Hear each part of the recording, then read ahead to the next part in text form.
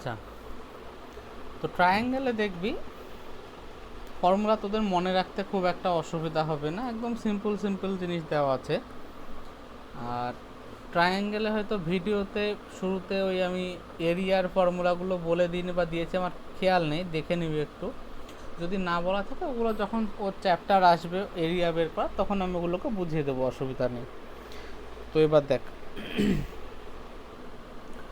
এটা হচ্ছে আমাদের চতুর্ভুজের চ্যাপ্টার। এবার চতুর্ভুজ কাকে বলে? যার চারটে বাহু থাকে তাকে চতুর্ভুজ বলে।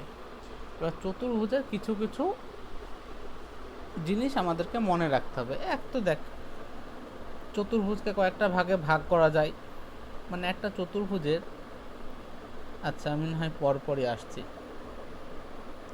দেখ বলছে a plane figure bounded by 4 line segments A B B C C D আর ডি এ, মানে চারটে বাহু দ্বারা আবদ্ধ কোনো ক্ষেত্রকে বলা হয় চতুর্ভুজ, কল্ড কোয়াড্রিল্যাটারাল।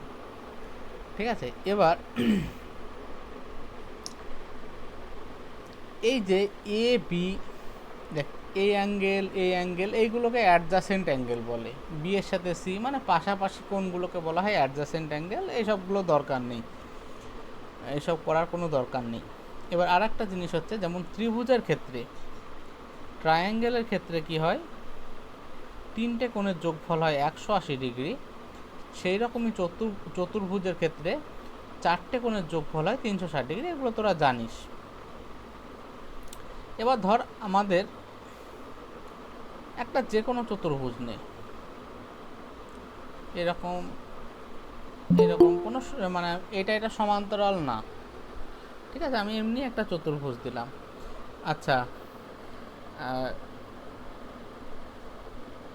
দেখিস তো ট্রায়াঙ্গেল আমি বলেছিলাম কিনা, যদি না বলে থাকে তবু আমি এই জায়গায় বলে দিচ্ছি।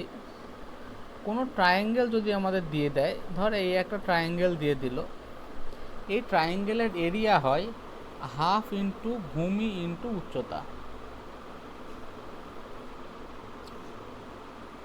এবার এটা যদি দেখ, উচ্চতা মানে কি, তোর তোর উচ্চতা মানে কি, তোর মাথা থেকে পা পর্যন্ত। তার মানে কি, লম্বা লম্বি দেখতে হবে, উচ্চতা সবসময় লম্বা লম্বি দেখতে হয়। তো যে কোনো জায়গাকার উচ্চতা যদি বের করতে দেয়, এই ত্রিভুজটার উচ্চতা যদি বের করতে দেয়, তাহলে কারোর সাপেক্ষে বের করতে হবে। সেটাকার একটা ভূমির সাপেক্ষে বের করতে হয়। তো এটাকেও ভূমি ধরতে পারিস।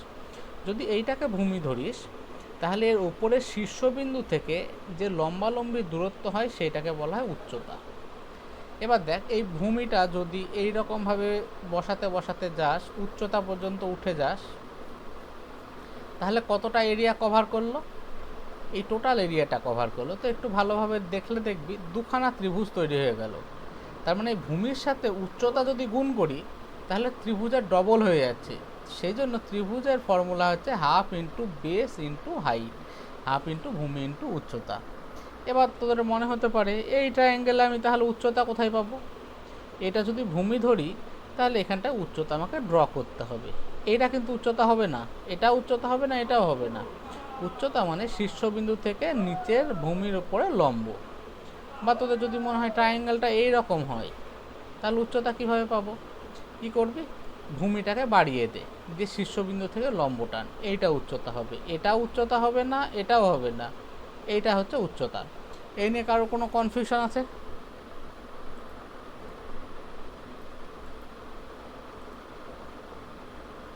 বল। না, না, ঠিক আছে, ওকে। এবার দেখ, এই একটা চতুর্ভুজ, এইটাকে ধর বললো এর এরিয়া কত হবে। এই ফর্মুলাটা কাজে লাগে না, কিন্তু কোনো কোনো জায়গায় লাগে, আমি বলে দিচ্ছি। আমি কি করলাম, এইটাকে দুটো ভাগে ভাগ করলাম, মাঝ দিয়ে একটা, এটাকে বলা হয় কর্ণ। আরে, চতুর্ভুজে চারটে বাহু হয়। ত্রিভুজটা তোরা দেখার পর কোনো অসুবিধা থাকলে আমাকে বলবি, হ্যাঁ। এটাকে বলো কর্ণ। দুখানা কোণা, কোণ যখন মানে দুখানা কোণাকোণি বিন্দু যখন যোগ করা হয়, তখন তাকে বলা হয় কর্ণ। এর ধর নাম দিলাম এ বি সি ডি। তাহলে এর এরিয়া মানে এই ত্রিভুজের এরিয়া প্লাস এই ত্রিভুজের এরিয়া। এবার আমি যদি এটাকে ভূমি ধরি, কমন বাহুটাকে ভূমি ধরলাম, তাহলে এই ভূমির সাপেক্ষে এরিয়া কোনটা হবে? এখানটায় লম্ব টানতে হবে। আর এই ভূমির সাথে এই ত্রিভুজটার উচ্চতা হবে, এখানটায় লম্ব টানতে হবে। এখানে প্রায় একই পয়েন্ট হয়ে গেল। আমি ধরে নিলাম এটা দুটো আলাদা পয়েন্ট, ই আর এ। তাহলে ওপরের ত্রিভুজটার এরিয়া হবে হাফ ইন্টু ভূমি মানে এসি ইন্টু এরিয়া মানে ডি, প্লাস নিচের ত্রিভুজটার এরিয়া হবে হাফ ইন্টু ভূমি মানে এসি প্লাস এরিয়া মানে এই বিএফ, এই প্লাস বলছে গুণ হাফ অফ এসি কমন নে ডি প্লাস বিএফ। এবার তোদের মনে হতো আমি এরকম কেন বললাম, তুই ভূমি এটাকেও নিতে পারতিস।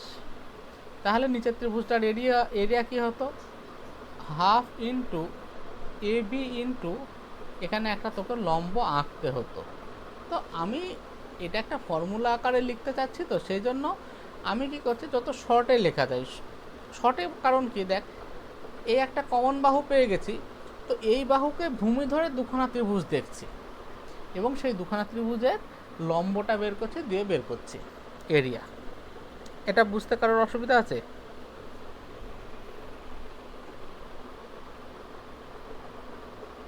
না ঠিক আছে। তাহলে এই ফর্মুলাটা বোঝা গেল। আচ্ছা, এখানে যত ফর্মুলা হ্যাঁ, থাকে না ওকে। সব লাগে না, তো মানে আমরা চেষ্টা করব মনে রাখার। আচ্ছা, তারপরে হচ্ছে সামন্তরিক। সামন্তরিক দেখতে এরকম হয়, যার চারটে বাহু পরস্পরের সাথে সমান্তরাল, তাকে বলা হয় সামন্তরিক। চারটে সমান্তরাল, এই যেটা আর এইটা সমান্তরাল, এইটা আর এইটা সমান্তরাল, এটাকে বলা হয় সামন্তরিক। এবার দেখ, সামন্তরিকের সব সময় দেখ, এই বাহু আর এই বাহু সমান্তরাল বাহু, এই বাহুটা হচ্ছে এদের ছেদক। ঠিক আছে, এটা দেখবি আমার ওই লাইন্সের এতে করানো আছে। যখন এই দুটো বাহু সমান্তরাল হয় আর একটা বাহু ছেদ করে এই দুজনকে, তখন এই কোণ আর এই কোণ হয় একান্তর কোণ। এই একান্তর কোণ সবসময় সমান হয়। একইভাবে এই কোণ আর এই কোণ একান্তর কোণ হয়, এদের ভ্যালুও সমান হয়। তারপরে একটু ভালো করে দেখ, ইংলিশে বলো টার্মগুলো একটু, একান্তর কোণের টার্মটা একটু ইংলিশে বল। একান্তর কোণে কি কিরে বল রে, খেয়াল নেই আমার। ভুলে গেছি। অঙ্কিকারা বল। রেসিপ্রোকাল অ্যাঙ্গেল বোধহয়। দেখেছিস, সব ট্যালেন্টেড মানুষ। ভুলে যায় সব ওই ইয়েগুলো, ইংলিশের টার্মগুলো। ভুলে গেলে এসব লাগবে না রে ভাই, ইংরাজি নাম মনে রেখে কি করব, অঙ্ক নামানো নিয়ে কথা।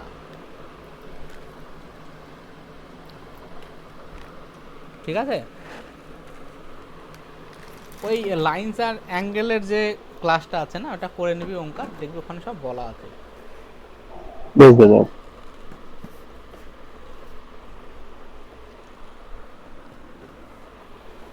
আচ্ছা দেখ,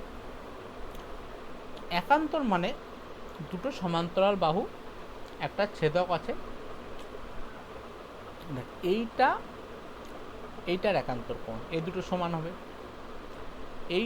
এইটার বিপ্রতীপ কোণ, এই দুটো সমান হবে। আবার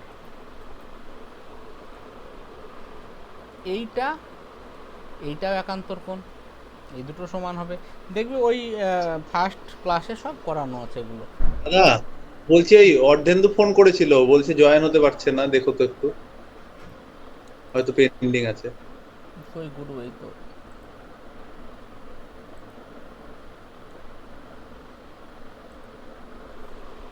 তারপরে তুই এই বিন্দুটাকে সরিয়ে এখানে নিয়ে চলে যা, তার মানে এই দাদা, কোণ আর এই কোণ তো সমান।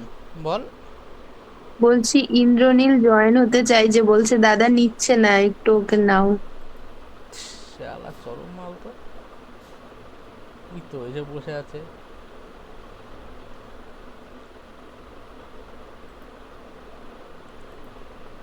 এই তো দেখ, এবার এই দেখ, একটু ভালোভাবে দেখ, এই পয়েন্ট আর এই পয়েন্টের মধ্যে কোনো ডিফারেন্স নেই, এই একই পয়েন্ট, কারণ সমান্তরাল। তো তো এই কোণটা আর এই কোণটা একই কোণ, মানে এরা সমান কোণ।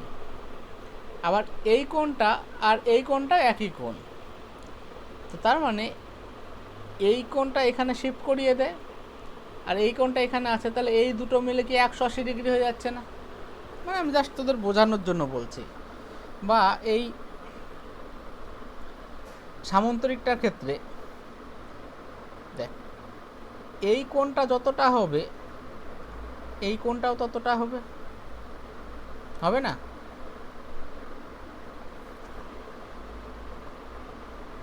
বুঝতে পারলি? হ্যালো, না, এই জায়গাটা বুঝতে পারলাম না। আচ্ছা দেখ, এটা সামান্তরিক তো, এইটা আর এটা প্যারালাল বাহু, তাহলে এই কোণটা আর এই কোণটা সমান কোণ হবে না? হ্যাঁ হ্যাঁ, অঙ্কটা বুঝতে পেরেছিস সবাই? এটা তোরা ওই লাইনের ক্লাসটা করলে আরো ক্লিয়ার হয়ে যাবে, মানে এগুলো চোখে দেখার উপরে। দেখ, এই যে এইটাকে যদি বাড়িয়ে দিই, এই কোণটা আর এই কোণটা একই কোণ হবে না? একই সমান লাগছে না দেখতে? এই দুটো যদি সমান্তরাল রেখা হয়, এই কোণটা আর এই কোণটা একই কোণ না? হ্যাঁ, ওই দুটো একই কোণ, অল্টারনেটিভ অ্যাঙ্গেল। তাহলে এই কোণের মান যদি থিটা হয়, এটাও থিটা হবে, আর এটা ধরে নিলাম আলফা। তাহলে আলফা আর থিটা এই দুটো মিলে একটা সরল রেখা তৈরি করছে না, এই সরল রেখাটা? তার মানে এদের ভ্যালু কত? 180 ডিগ্রি। বোঝা গেল? হ্যাঁ। তার মানে এই কোণ আর এই কোণের যোগফল 180 ডিগ্রি, এটাই আমি বলতে চাচ্ছি। ক্লিয়ার? হ্যাঁ, ঠিক আছে। এবার সমান্তরালের কিছু জিনিস তোদের মনে রাখতে হবে, এগুলো এমনি মনে থেকে যাবে, সমান্তরাল আঁকতে পারলে এগুলো মনে থেকে যাবে, মানে চাপ নেওয়ার কিছু নেই। প্রথম যে জিনিসটা মনে রাখতে হবে সেটা হচ্ছে opposite sides are equal and parallel. তো দেখতেই পাচ্ছিস, এই সাইড সমান হবে, প্যারালাল হবে, এই সাইডও সমান হবে আর প্যারালাল হবে, না হলে সমান্তরাল হবেই না। কোনো অসুবিধা আছে?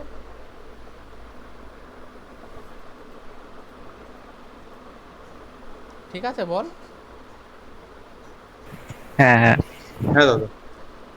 তারপরে এই কোণ আর এই কোণ সমান হবে, একইভাবে এই কোণ আর এই কোণও সমান হবে, মানে অপোজিট কোণগুলো সমান। বোঝা গেল?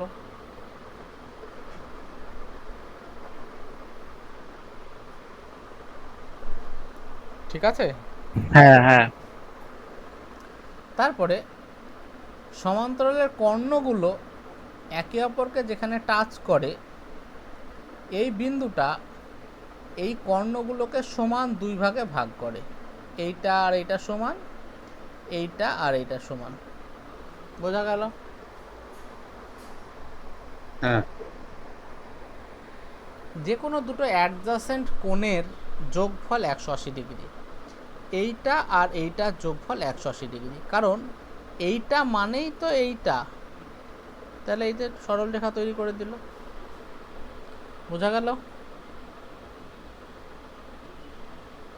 এটা আর একবার বললো। ওই যে যেটা আগে বললাম। হ্যাঁ, 180 ডিগ্রি, ওটা বুঝতে পারলাম। হ্যাঁ, ওটাই তো বললাম, বলছে যে কোনো দুটো অ্যাডজাসেন্ট কোণের যোগফল 180 ডিগ্রি, মানে এইটা আর এইটা 180 ডিগ্রি হবে বলছে। এবার এইটা মানেই তো হ্যাঁ, এইটা, তাহলে দুটো মিলে 180 ডিগ্রি তৈরি করছে না? হুম হুম হুম, বুঝতে পারছি। তারপরে দেখ, ডায়াগোনালস বাইসেক্ট ইট, হ্যাঁ বলছে diagonal need not to be equal. দেখ, ইকুয়াল হতেও পারে, যদি এই বাহুগুলো সমান সমান হয় তাহলে এই ডায়াগোনাল, আচ্ছা সরি, ডায়াগোনাল ইকুয়াল হবে না। এবার ডায়াগোনাল ইকুয়াল কার ক্ষেত্রে হবে? দেখ, বর্গক্ষেত্রটাও কিন্তু একটা সামান্তরিক, সামান্তরিক হওয়ার দুখানা কন্ডিশন, বাহুগুলো সমান হতে হবে এবং সমান্তরাল হতে হবে। এবার বর্গক্ষেত্রের কি, বাহুগুলো সমান এবং প্রত্যেকটা কোণ 90 ডিগ্রি। তো প্রত্যেকটা কোণ যদি 90 ডিগ্রি হয় অটোমেটিক্যালি এগুলো সমান্তরাল, তার মানে সমানের কন্ডিশনও স্যাটিসফাই করছে, সমান্তরালের কন্ডিশনও স্যাটিসফাই করছে, তার মানে বর্গক্ষেত্রও সামান্তরিক। এবার সব সামান্তরিক, বর্গক্ষেত্র না। আর সামান্তরিকটা কি, বর্গক্ষেত্রটাকে একটু টেরা করে দেয়, সেটা হচ্ছে সামান্তরিক। এবার সামান্তরিকের ক্ষেত্রে এই চারটি বাহু সমানও হতে পারে, মানে বর্গক্ষেত্রকে যখন একটু বাঁকা করব তখন যেটা পাবো সেটা তার চারটে বাহু সমান হবে, কিন্তু একটা আয়তক্ষেত্রকে যখন বাঁকা করব তখন তো তার চারটে বাহু সমান হবে না, অপোজিট বাহুগুলো ইকুয়াল হবে, সমান হবে না। তো তখন সেটা আমার হয়ে যাবে কি, সেটা হবে সামান্তরিক। তো সামান্তরিকের মেন কন্ডিশন হচ্ছে তোর বাহুগুলো, এই কর্ণগুলো একে অপরকে সমান দুই ভাগে ভাগ করে। এবার কর্ণগুলোকে যে সমান হতে হবে তার কোনো মানে নেই, কর্ণগুলো অসমান হতেই পারে, সমান একমাত্র কার ক্ষেত্রে হবে, বর্গক্ষেত্রের ক্ষেত্রে, দুখানা কর্ণই সমান হবে। কিন্তু এমনি সামান্তরিকের ক্ষেত্রে কর্ণ সমান হবে না, মানে হতেও পারে নাও হতে পারে, কিন্তু এরা যে পয়েন্টে টাচ করে সেই পয়েন্টটা এই কর্ণগুলোকে সমান দুই ভাগে ভাগ করে। মানে এটা যদি 2 সেন্টিমিটার হয় এটা 2 সেন্টিমিটার, এটা 4 সেন্টিমিটার হলে এটাও 4 সেন্টিমিটার। বোঝা গেল সবার? হ্যাঁ। বল, কারো কোথাও অসুবিধা থাকলে বল।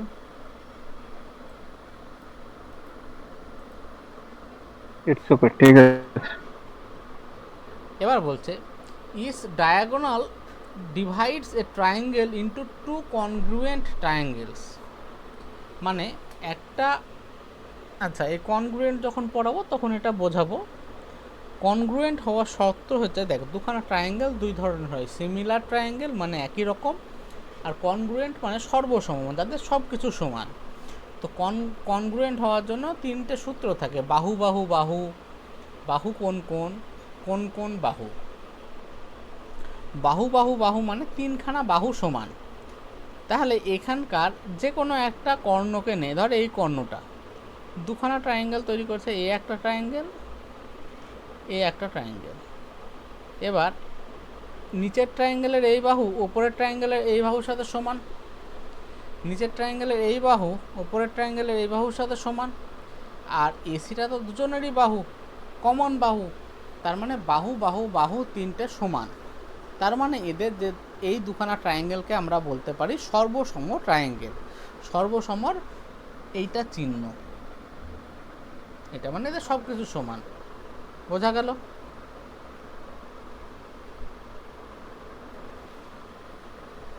বোঝা গেল? বল। হ্যাঁ হ্যাঁ হ্যাঁ, ঠিক আছে, বোঝা গেল। এই পয়েন্টটা কিন্তু বোঝা গেল। জেনারেলি মনে থাকতে চায় না, একটু চেষ্টা করবি মনে রাখার। বলছে বাইসেক্টরস of the angles of A parallelogram, মানে একটা সামান্তরিকের যে কোণের সমদ্বিখণ্ডকগুলো, ধর এই কোণের এ কোণের সমদ্বিখণ্ডক এটা, বি এর এটা, সি এর সমদ্বিখণ্ডক এটা, ডি এর সমদ্বিখণ্ডক এটা, তাহলে এরা মাঝখানে যে জিনিসটা তৈরি করলো এটা হবে একটা রেক্ট্যাঙ্গেল। রেক্ট্যাঙ্গেল আমি বলবো, এরপরে আমি রেক্ট্যাঙ্গেলের কথায় আসবো, ঠিক আছে, এটা মনে রাখ। আর কোণের সমদ্বিখণ্ডক মানে এমন একটা রেখা যে রেখাটা একটা কোণকে সমান দুই ভাগে ভাগ করে। আমরা সে আগে করতাম না, কম্পাস দিয়ে এখানে একটা কাটতাম, এখানে রেখে এখানে একটা কাটতাম, দিয়ে এইভাবে করতাম। প্রথমে এখানে কম্পাসের কাঁটা রাখতাম, দিয়ে এরকম টেনে নিতাম, দিয়ে এখান থেকে এইভাবে করতাম, এখান থেকে এইভাবে করতাম, দিয়ে যে পয়েন্টে টাচ করতো সেই পয়েন্টে এখান থেকে মিলিয়ে দিতাম, তাহলে এই কোণটাকে সমান দুই ভাগে ভাগ করলো কোন রেখাটা, এই রেখাটা। বোঝা গেল? এটা 9-10 উপপাদ্যতে করেছিস, ঠিক আছে? হ্যাঁ দাদা। এবার তাহলে সমান্তরিকের ক্ষেত্রে 4টে কোণের সমদ্বিখণ্ডকগুলো গিয়ে দাদা। কি তৈরি করে, রেক্ট্যাঙ্গেল। বল। জয়েন করো।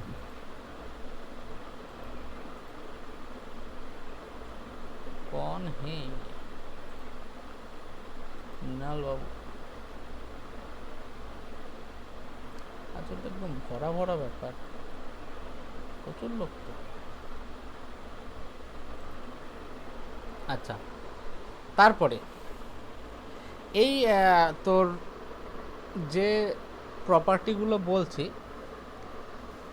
এগুলো মানে একদম যে মনে রাখতে হবে সেরকম কোনো ব্যাপার না, 2-3 বার পড়ে নিবি তাহলে বুঝতে পেরে যাবি। আচ্ছা, আমি দেখি 1 মিনিট, এরপরে আছে তাহলে পরপরই বলছি। এমনি তোরা যারা জানিস না তাদের জন্য, চতুর্ভুজ তো এমনি 4টে বাহু দিয়ে এইরকম কিছু একটা করলে চতুর্ভুজ হয়। চতুর্ভুজের প্রথম পার্টটা হয় বর্গক্ষেত্র বা স্কোয়ার, মানে যা 4টে বাহু সমান এবং 4টে কোণে 90 ডিগ্রি, এটাকে বলে স্কোয়ার। এর প্রপার্টি আমরা পরে পড়ব। 2 নম্বর আয়তক্ষেত্র, এর অপোজিট বাহুগুলো সমান, মানে এই বাহু আর এই বাহু সমান, এই বাহু আর এই বাহু সমান, এবং এর কোণগুলো 90 ডিগ্রি, এটাকে বলা হয় আয়তক্ষেত্র বা রেক্ট্যাঙ্গেল।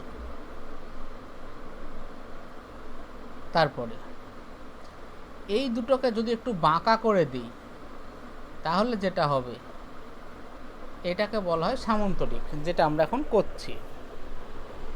তারপরে দুটো বাহু সমান্তরাল কিন্তু বাকি সব বাহু অসমান, এরকম কিছু একটা হতে পারে, এটাকে বলা হয় ট্র্যাপিজিয়াম। ট্র্যাপিজিয়াম মানে 4টে বাহুই অসমান, সব কিছু অসমান, কিন্তু দুটো বাহু সমান্তরাল হতে হবে, এটাকে বলা হয় ট্রাপিজিয়াম। তারপরে 5 নম্বর হচ্ছে রম্বস। রম্বস দেখতে বরফির মতন হয়, এরকম টাইপের, মানে এই সামন্তরিককেও বলতে পারিস রম্বস, এইরকম টাইপের হয় রম্বস। কিন্তু রম্বসের ক্ষেত্রে কি হয়, 4টে বাহু সমান হয়। সামন্তরিকের যেমন 4টে বাহু সমান না, দুটো বাহু সমান, অপোজিট বাহুগুলো। রম্বসের ক্ষেত্রে 4টে বাহুই সমান। ঠিক আছে, এই হচ্ছে আমাদের চতুর্ভুজের বেসিক ভাগ। স্কোয়ার কি, 4টে বাহু সমান এবং 4টে কোণ 90 ডিগ্রি। রেক্ট্যাঙ্গেল মানে আয়তক্ষেত্র, সেটা কি, যার দুটো অপোজিট বাহুগুলো সমান এবং কোণগুলো 90 ডিগ্রি।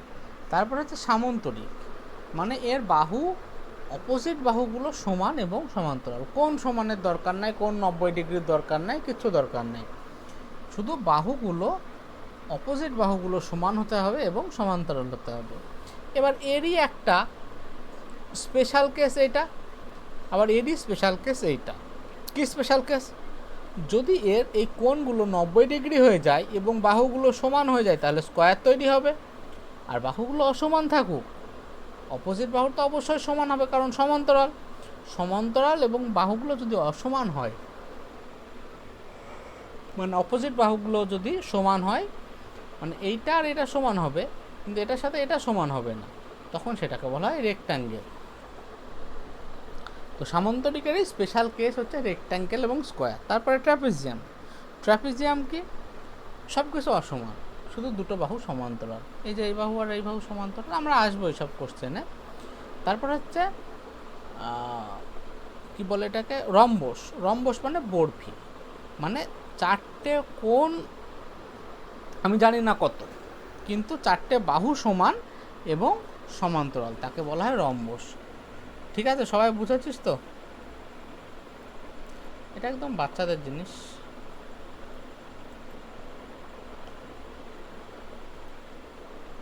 তারপরে এ parallelogram inscribed in a circle, মানে একটা সার্কেলের ভিতরে যদি আমি প্যারালোগ্রাম আঁকতে চাই, দেখ তুই যদি বলিস যে বাহুগুলোকে বাঁকা করব, তাহলে দেখ বলতে সার্কেলের ভিতরে সামান্তরিক আঁকতে হবে, তাহলে সামান্তরিকের ফর্মুলা আমরা যেমন সামান্তরাল জানি, তাহলে কেমন আঁকতে হবে, এরকম আঁকতে হবে। দেখ এই পয়েন্টও এখানে এই সার্কেলের ওপর টাচ করবে না, আর এই পয়েন্ট সার্কেল থেকে বেরিয়ে চলে যাবে, তো এইভাবে তো সামান্তরিক হতে পারে না।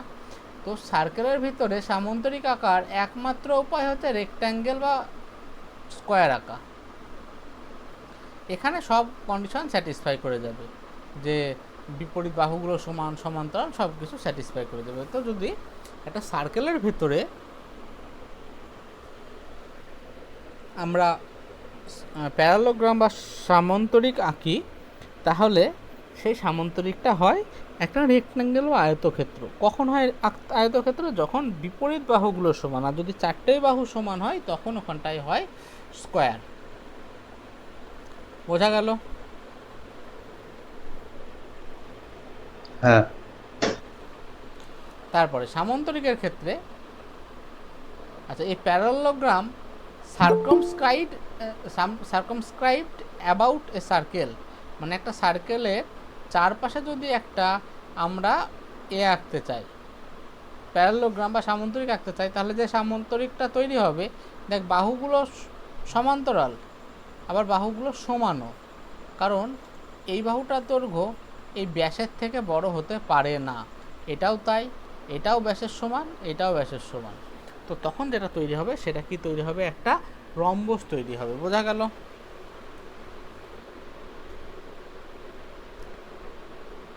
দাদা এটা আরেকবার বলো। এখানে বলছে যদি সার্কেলের ভেতরে সামান্তরিক তৈরি করি, তাহলে দেখ সার্কেলের ভেতরে সামান্তরিক করা বাঁকাভাবে করা সম্ভব না। তুই বাড়িতে নিজেই চেষ্টা করবি। এই যদি সার্কেল হয়, আমি বাঁকা করতে চাইলাম, তাহলে একটা তো এইরকম আসবে, একটা এরকম। দেখ তিনটে একই জায়গায় সার্কেলের ওপরে চলে আসলো, কিন্তু এইটাকে কোথায় রাখবে? এটাকে সম্ভব না রাখা। তো সার্কেলের ভিতরে যদি আমরা করতে চাই সামান্তরিক, তাহলে আমাদের একমাত্র উপায় হচ্ছে একটা স্কোয়ার বা আয়তক্ষেত্র কিছু একটা আঁকা। এখানে দেখবি সব, এখানে আমার সার্কেলটা ঠিকঠাক আঁকা হয়নি বলে এটা মানে একটু আঁকা বাঁকা হয়ে যাচ্ছে। তো যদি সামান্তরিকের ভেতর তো সার্কেলের ভেতরে সামান্তরিক আঁকিস, সামান্তরিকটা অবশ্যই, মানে যদি সার্কেলের সব পয়েন্টে টাচ করতে হয়, তো সামান্তরিকটা অবশ্যই আয়তক্ষেত্র হবে। ঠিক আছে? আর যদি চারটে বাহু সমান হয় তখন সেটা কি হবে? বর্গক্ষেত্র হবে। ঠিক আছে? এবার যদি এই সামান্তরিকটা একটা বৃত্তের বাইরের দিকে আঁকি, বৃত্তের বাইরের দিকে মানে বৃত্তকে টাচ করবে, তো অনেকটা এরকম হবে। তাহলে দেখ এর বাহুগুলো সমান্তরাল এবং সমানও, কারণ এই বাহুটার দৈর্ঘ্য এর থেকে বেশি আর কত হবে? আর একটা সার্কেলের এক পার থেকে আরেক পারকে কি বলে? ব্যাস বলে। তাহলে এই বাহু এই ব্যাস আর এটা সমান, আবার এই বাহু এই ব্যাস আর এটা সমান। এবার দেখ একটা সার্কেলে তো দুই ধরনের ব্যাস হতে পারে না, একই ব্যাস। তার মানে এইটারও যা দৈর্ঘ্য, এটারও তাই দৈর্ঘ্য, এটারও তাই দৈর্ঘ্য, এটারও তাই দৈর্ঘ্য। তার মানে কি চারটে বাহু সমান এবং সমান্তরাল। তো সার্কেলের বাইরে যদি আমরা প্যারালোগ্রাম বা চতুর্ভুজ আঁকি, তখন সেটা কি তৈরি হবে? রম্বস তৈরি হবে। বোঝা গেল?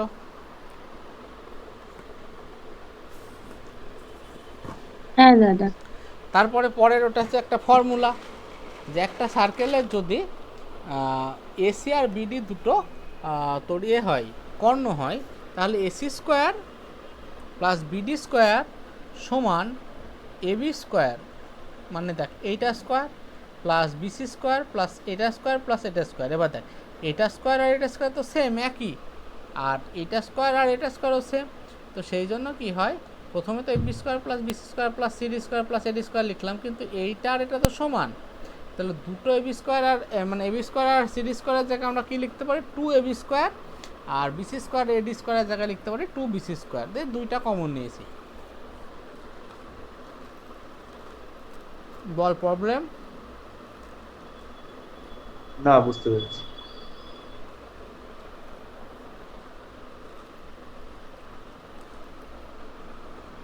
যদি বলে এর এরিয়া কত হবে, এরিয়ার ফর্মুলা পরে যাব, কিন্তু এর এরিয়া হচ্ছে বেস ইন্টু উচ্চতা। তাহলে এটা যদি ভূমি হয়, এই ডি বিন্দু থেকে একটা লম্ব টানলে এটা উচ্চতা হবে, তাহলে এরিয়া হবে এবি এবি ইন্টু এই যে হাইট এইচ। ঠিক আছে? এটা পরে বোঝাবো। বোঝা গেল? হ্যাঁ ঠিক আছে।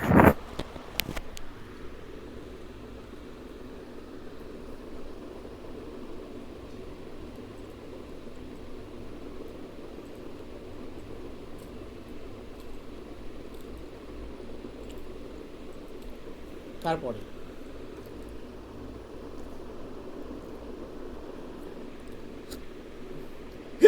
এক মিনিট থাম, তো জল খেয়ে আসি।